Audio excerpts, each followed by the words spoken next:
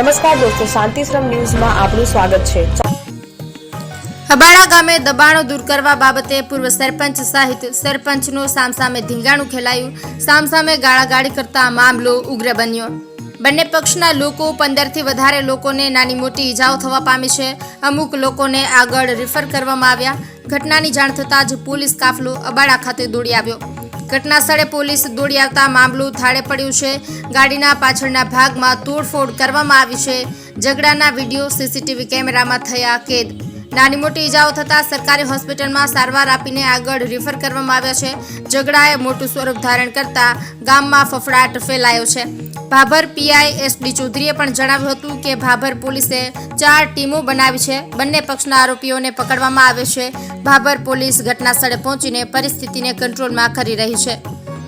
સવારે 8:30 થી 9 વાગ્યાની વચ્ચે મેસેજ આવેલા કે અબાડામાં બબાલ થાય છે, તે તાત્કાલિક પોલીસ સાથે અમે પહોંચી ગયેલા। અહીંયા આવી અને સમાચાર મળ્યા કે બળવંતજી ઠાકોર અને ભૂપતજી ચાંદાજી ઠાકોર વચ્ચે કંઈક બબાલ છે। બબાલનું મેઇન કારણ એવું છે કે ગામ વચ્ચે જે આરોગ્ય છે, હેલ્થનું પીએચસી જેવું નાનું એવું દવાખાનું, એની બાજુમાં બહુ મોટું માટી નાખીને દબાણ કરી દીધેલું હતું। જે દબાણ 2-3 દિવસ પહેલાં મામલતદાર અને પોલીસ બધાએ સાથે મળી અને દબાણ દૂર કરી। એની અદાવતમાં આજે કંઈક બળવંતજી ઠાકોર છે એ ભૂપતજીના ને એમના છોકરા બળવંતજીના છોકરાને આને મારવા માટે ગયેલા હતા। એટલે સામસામે ઝઘડો થયેલો છે। જેને વાગ્યું છે એ બંને હોસ્પિટલમાં છે અને ગામમાં હાલ ટોટલી પરિસ્થિતિ કંટ્રોલમાં છે।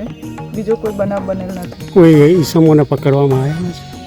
હાલ પૂરતા હજી ઈસમોને પકડવા નથી આવ્યા। દરેક ઘરે તપાસ કરી છે, એમના ખેતરોમાં પણ તપાસ કરી છે, પણ હજી સુધી કોઈ પણ એક ઈસમ પોલીસની પકડમાં આવેલ નથી।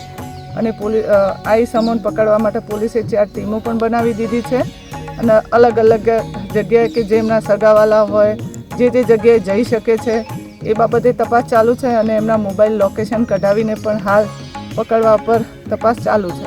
કેટલા ઈસમો ઘાયલ છે સામસામે? સામસામે ટોટલ મળતી માહિતી મુજબ 7 થી 8 ઈસમો ઘાયલ છે। કોઈની સિરિયસ ખરી કોઈ એવા? એટલે એક એવું જેસોર કરીને છે કે જે સિરિયસ છે, જેને રાધનપુર રિફર કરે છે, રાધનપુર પાટણ ખાતે રિફર કરે છે।